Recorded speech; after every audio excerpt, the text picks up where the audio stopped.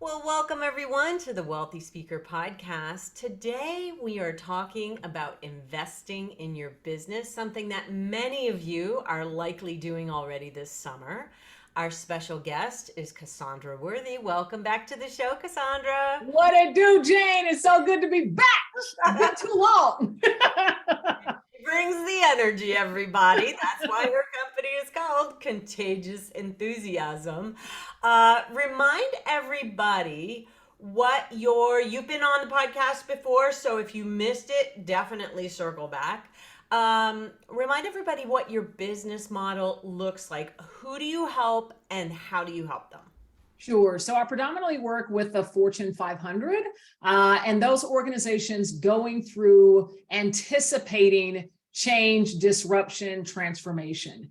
And specifically, my methodology and what I bring is really focused on the individual to help them harness the power of those emotions that we all feel when we're going through change, when we think change is about to happen, when we have to change, stay change ready. And how to harness the power of that energy. You know, I feel it as a gift that we all have to harness the power of that and transform it into fuel for growth. So the work is really centered on the individual to help them really nurture their own resilience, to help them see opportunity and change. And so the message is focused at the individual, but I work with large organizations and corporations, some business associations, but really anyone going through change or anticipating change to come. So fortunately, that means I've been very busy. That was my next question. Post-COVID, kind of walk us through, I don't know when we could say COVID was really over. It's not really over even yet, but It's not, I mean, it's talk all about post-COVID, kind of what you started to see business come back and look like, and has it been like that and then some for you? yeah.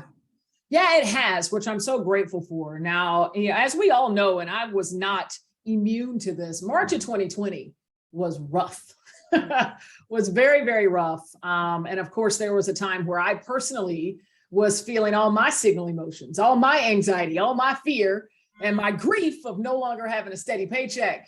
Yes. But fortunately, I really started to dig in, seeing it all as an opportunity and really rising to a call on how I can reach out and help clients, help organizations that really needed this message of change enthusiasm, now more than ever. And so initially it started, as we all did, through the virtual space. And I was able to garner a lot of attention because of the message, because of its uniqueness and kind of this niche that I've carved out. And of course, hit 2021, we thought maybe we'd get back into in-persons, but I predominantly did virtuals through 2021. It's really just been this year that I've gotten back on the road and back on stages. And so right now the business looks like about 65% in person and the balance being virtual. And if I look to the fall, it's more like 70-30. Which is great, because I do miss being, Blend, isn't it? yeah, it Do you is. ever It really want to is. go back to 100%, or would it be nice if it just kind of stayed 70? I'd be good with 50-50, to Yeah. be honest with you. Yeah, that's a sweet spot. We were there, I think, quarter one when the variant started hitting. We thought we were going to be 80-20, but it was around 50-50 in the first and second quarter. But now it's starting to inch back up a little bit. But yeah, it's been good. And for me, I have seen the keynotes creating a lot of pull to integrate and sustain the message. And so over the past several months, and as I look to the next 12 to 18 months for my strategic growth for the business, it's really pulling through the message, creating those training programs, that craveable content, how you sustain, creating train the trainer program, so that this content, this mindset, these skills can continue to get practiced even after I get off a stage. Right, because So is that's 45 really minutes really going to solve a cultural problem? exactly. I can get people hyped like nobody's business. And I can instill and plant a seed that gets people's minds going. Yeah. But it's that, consistency of the message, the consistency of having those tools and the steady communication of that really becomes powerful. And so I've seen a lot of clients, enjoy that pull through and working in many ways to extend way beyond the keynote, which has been exciting and really a big area of growth for me. And my friend Chris West talked about the keynote being like the opening of the work together. You got it. You And, got it. and Yeah. so you go in and you deliver a keynote at a mighty fine fee, might I add. Mhm. And then you turn that into a package that involves training and train the trainer and the things that are actually going to keep this message alive and allow it to go deep into the organization. You And so got it. now we're talking six-figure contracts likely and some like really amazing contracts with some pretty huge players out there for you. Congratulations. Thank you so much. It blows my mind still. Don't get me wrong, listeners. It blows my mind every day. But I am just grateful to be able, like I said, to rise to the call. And, I partner with CGK, a research firm, and we did some research on all of this. And the research proves that this is work that needs to happen. This Yes. is work that people are hungry for. And so again, for me, I'm living on purpose. I'm living on purpose and I get to do So, this. in the theme of this, which is investing in your business, you didn't Mhm. have to do the research because you were No. already booming. And yet you said, no, I want to go deeper. I want to help them more. Let me grab some research that's really going to make a difference. Huge. Invest in your business. You also have invested, I don't know exactly how, but you've gotten like amazingly good on the platform. Mhm. Did that just come naturally to you, or did you invest in, say, a coach or anything like that to help you in this stage and presentation skills portion of things? So I'm not going to lie about it. I do think I have a gift and a talent for it. Mhm. But I will tell you what has helped me is the experience, speaking more and more, having more experience on the stage. And I've made it a point now to, after every keynote engagement, I think about the questions that were asked during the Q&A. I think about the testimonials that I get, what resonated, what didn't. And I use every single keynote as data to help me continue to improve. And that's some of the data that led me to, you know what, if I really want to build out this B2B portion of the business, I need to have some credibility. I need to have some hard, fast research, some data behind this so Right. that clients can understand the needs, so that clients can understand that, no, this is not woo-woo. This is something that the nation, that your employees are yearning for, and it's very, very practical and applicable regardless of the organization. So So, yeah, it's been the experience on the platform. and your investment has been in the time and energy that it takes to go back and review the gain tapes, to Yes, look at what people are saying, to review the materials each you got time. it. I'm trying to kind of dissect why you are so hot.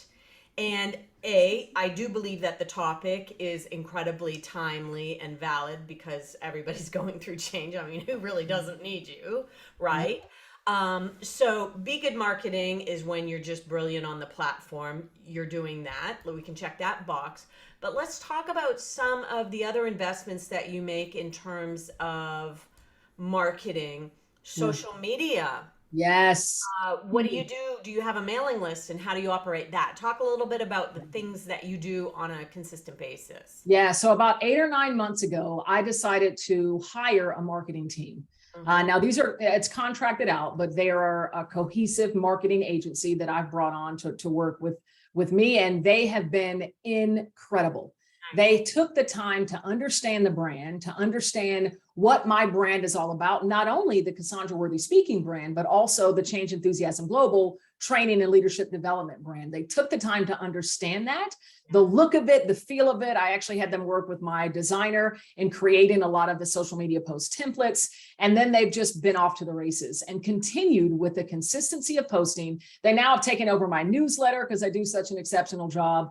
But being able to make that investment and let that go, not only has it meant so much for my business as well, as far as keeping the brand so high level and consistent, but it's also freed me up to work on more revenue generating ideas and really start, okay, what does train the trainer look like? Hiring my legal team and all that kind of stuff. So that has been a huge asset to the business. and a worthwhile investment. I don't even want to estimate the ROI. Probably paid for itself 5 or 6 times over already. Yes, beautiful. So investing in team in a few different places that you just mentioned, actually, not only the legal team to help you put together train the trainer contracts and things like that, make sure you're managing your intellectual property, but also the social media and marketing team. You said Yes. they took over your newsletter. Yep. Talk about how often you do your newsletter and how often that gets sent. Yeah, once a month. Once a month. Okay. So they'll reach out to me saying it's time, the last week of the month, it's time. We need to get things going. I'll shoot some ideas. Here's where I think our focus would be, knowing what, what's coming down the pipeline. They draft up, the newsletter. I have a read, give it my approval. And then we go from there. So once a month, we're putting those together. And so how when it comes back to any of the marketing, social media, the newsletter, etc., how important do you think consistency has been to where you are today? Hugely. One of the most important things. Mm. In fact, I was just sharing with someone who I mentor about branding. It's all about consistency because branding is based on belief. It's based on belief, which is trust, right? Trust is just belief in somebody doing something, right? I believe Nike is going to deliver to me an amazing, well-fitting shoe that fits my narrow foot. I believe in that. I trust them because of the consistency of their product, of their communication. And so that's what a speaker brand needs to be about. You need to be putting content out that actually reinforces the beliefs, the thoughts that you want clients and people to continue thinking when they think about you as a speaker, and create a strategy to actually promote that consistent messaging around those thoughts. And so I was able to, honestly, through some diamonds that I found in NSA, create a pretty robust post strategy that I was doing myself. So I had something for them to go off on when I transitioned it on to the marketing team. Nice. And 12 times a year is not an impossible It's task. not. You're putting It's it not. out monthly. I Yep. just like that you're committed to it. So we talk about two things required to make it in the speaking business. Number one is belief of being 100% all in. And this is what investing in your business actually shows your brain. I'm all in. And that will allow your brain to know that, okay, I'm going to help you figure out solutions to any problems that we come across. You got it. The second thing is consistent action. Belief and consistent action. Those are words that probably you use a lot. So All the time. I love that.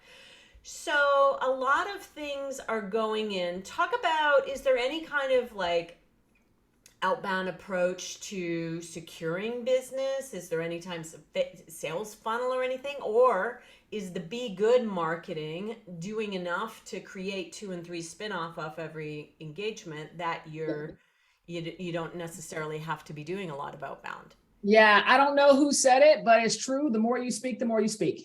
Mm. And that's certainly been the case for me. And I've also been very intentional about outreach to bureau partners. I've networked with a great group of speakers, and they've been a great help as far as warm introductions to bureaus. Other bureau partners have introduced me to their to bureau partners that they know. So I've really, over the past 12 months, that's been one of my strategic growth focuses, is getting on more bureau lists as I possibly can, and Yes, then nurturing those relationships, because they do incredible outbound marketing for they you. really And do. of course, it's my job, as I think about sales, to shine on the stage, to bring my authentic light, share my message as clearly and as refreshingly as I can. I love that. And can I just tell everybody who's thinking, "Ooh, I'm going to do that too."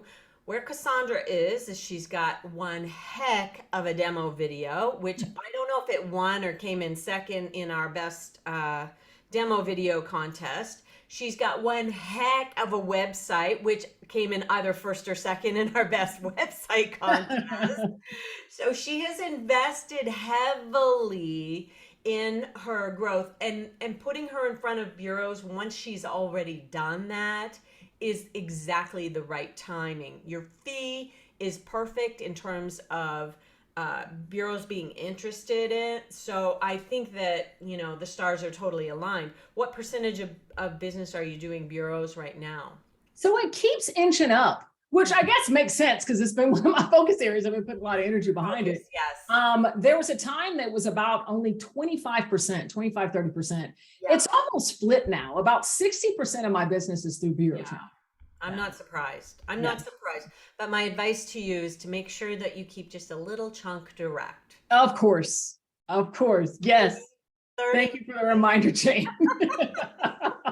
Keep that in your back pocket. Keep some Yes, calendar appointments to your, keep some dates for yourself. for sure. And I think that'll be great. So, a lot going on over here. And you've invested in, like I said, the video, in the website, both with Chris West, by the way, in the research, in the team. And you've also invested in kind of like your own expertise. And I love that what made you decide to do this research? So I went to NSA Winter Conference, one of the special kind of workshops that they had for a group, and I met Jason Dorsey. Now I had heard about Jason Dorsey through Shep Hyken. Shep and I crossed paths and became friends, and he told me about Jason because he also hired him to do research. And so often in my work, because I deal with the emotions of change, I do hear a little bit of that pushback that this is a bit woo-woo. I don't know if, my senior leader is going to be able to hold on to this. And so I knew that having some data would be a lot more compelling to convey the importance of this message. And so when he started talking about research, I was like, you know what? And that's something that I think could be interesting for me to do. And so I had a conversation with Jason following the NSA Winter Conference, and it just made sense. It just made sense. And it's not a small investment. No. But I knew that it would actually lead to so many more of those 6 and even 7-figure contracts. Yeah. And so we're using, and the results have been insane. Like he took me through the insights and everything that we learned from the research. And it's like, it was overwhelming because it just underlined, Cassandra, you are doing exactly what you're supposed to be doing. Right. The world needs this work. Yeah. And so for me, it was like, oh, yes, I gotta keep going. You need to keep going. And we're using that research now to be the foundation of a brand new website that we're going to be launching Q1 of next year, changeenthusiasmglobal.com. It's going to have the research, painted throughout, why the training that we offer is so important. And now it's data, insight backed. And so, yeah, it was an important investment, I think, especially given the nature of my work. Another thing that I'm going to be investing in, because I'm splitting out my business between B2B and B2C. And so to continue building my credibility and my B2C following is I'm going to invest in some YouTube videos and partnering with Nate, and I forget Nate's last name, which is horrible because I'm trying to give him a plug. He's incredible. He's also a part of NSA, but he's going to help me create some really compelling, bite-sized, craveable YouTube video content that we'll start launching next year. You get a video a day, really to build and grow that following. Because of course, eventually I want to launch an e-learning platform.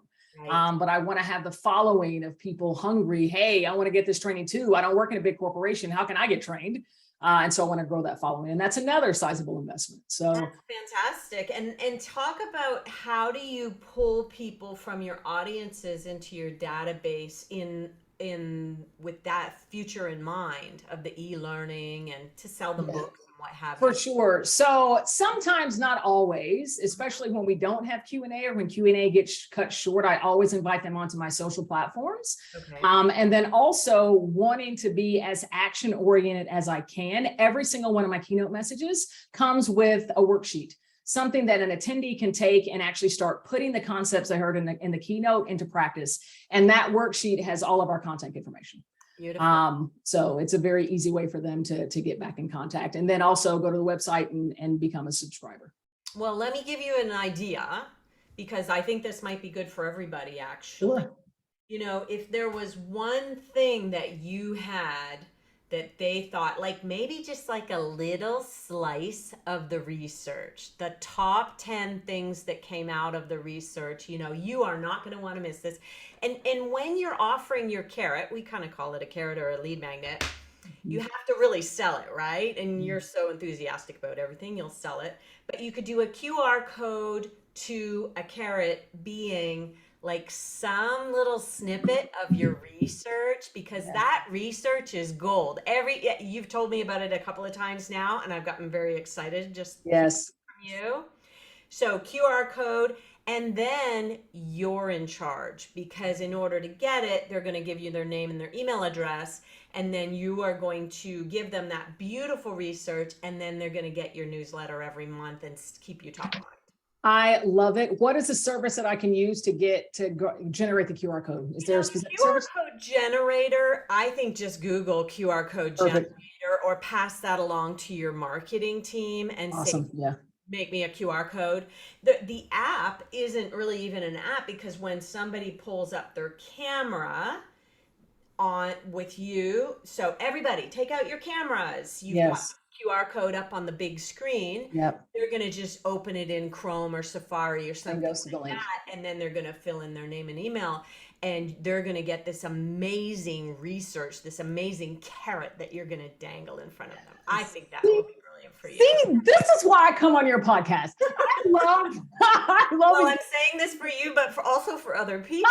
Okay, cool. Everybody listen. Everybody listen. You have something coming, right? So not only, and the other thing I'm thinking about is, okay, this research is going to be book number 2.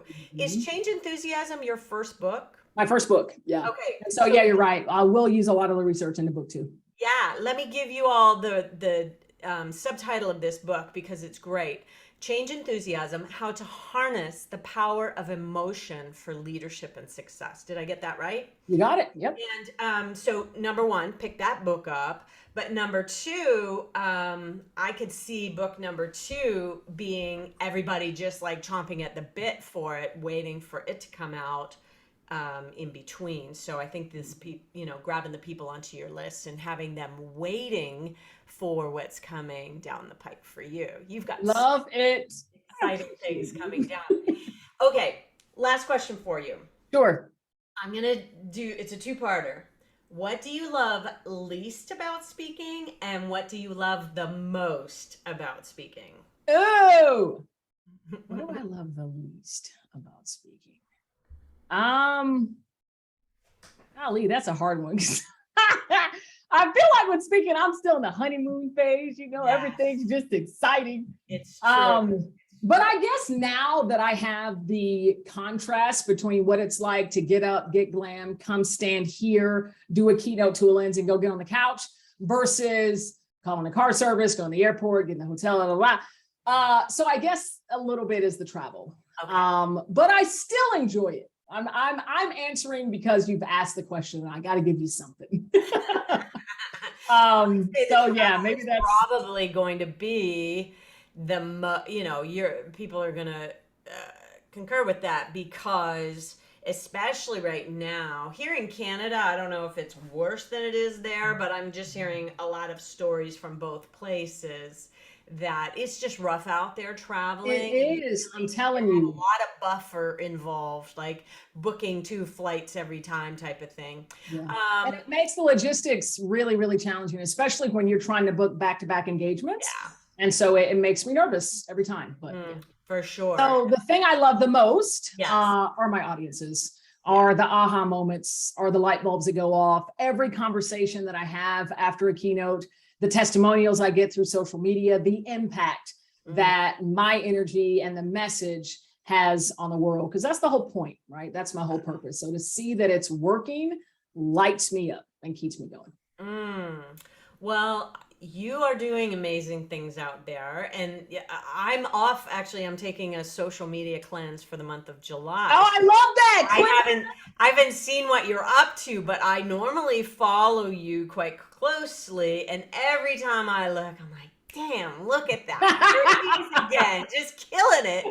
You're always doing just amazing good work, and your contagious enthusiasm just shines right off the platform. So congratulations on doing a great job. Thank you so much. And if I could, I just want to go back and revisit that plug. It's Nate Woodbury.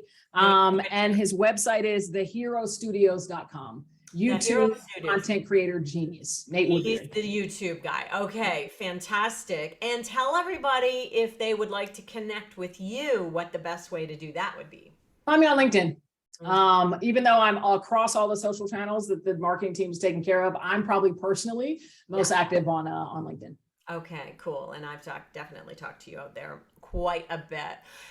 Cassandra, thank you so much. If anybody wants to check out, we're going to put your video and your website in the show notes. I bet you I alone am worthy of like 50 hits a month on your website because I am constantly showing it off to people. I Take a love look it. at this website. Okay, see what they did there? See what they did there? It's really, really, really good. And I'm excited to see your global version for the training. That'll be really, really exciting. I'm excited. Thank you so much for having me. And thank you to all the listeners. I appreciate y'all. Yeah. And for those of you tuning in, thank you so much. We will be back with you next week with a new episode of the Wealthy Speaker Podcast. See you soon, Wealthy Speakers. Bye for now.